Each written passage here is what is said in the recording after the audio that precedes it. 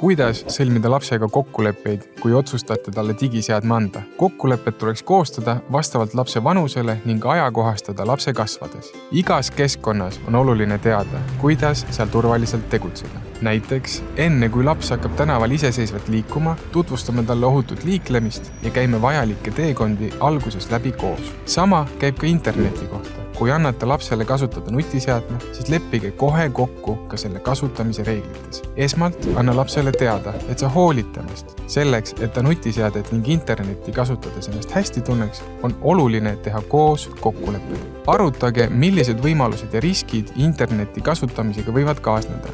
Mida on seal mõistlik teha ning mida mitte. Samuti millal ja kus oma seadet kasutada. Oluline on koos arutada, miks teatud kokkulepe on vajalik ning jälgida ka selle mõlemapoolset täitmist. Kui näiteks peres on kokkulepe, et söögi ajal nutiseadet ei kasutata, siis kehtib see ka lapsevanematele.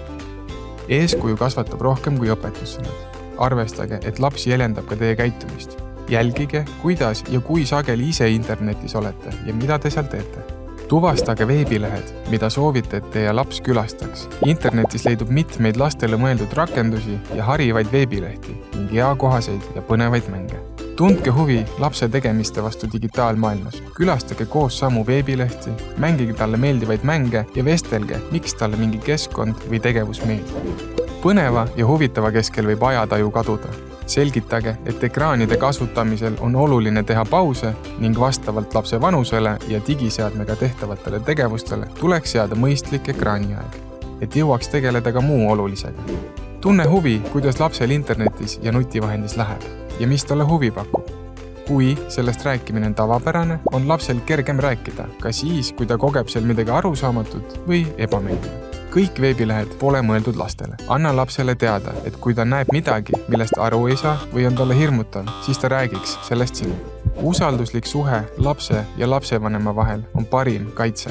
Laps ei suuda alati mõista oma tegevusest tulenevaid tagajärgi. Oluline on, et ta julgeks sinuga oma kogemusi jagada, pelgamata sinu võimalikku reaktsiooni. Kui ta räägib halvast kogemusest, siis keskendu lapse kuulamisele. Kiida last julguse eest rääkimisel ning ära süüdista teda. Igaüks meist võib vigu teha ja neist ka õppida. Anna lapsele teada, et aitad teda ja et otsite koos lahendust. Nõu ja abi saad küsida lasteabi telefonilt kui ka veebilehelt.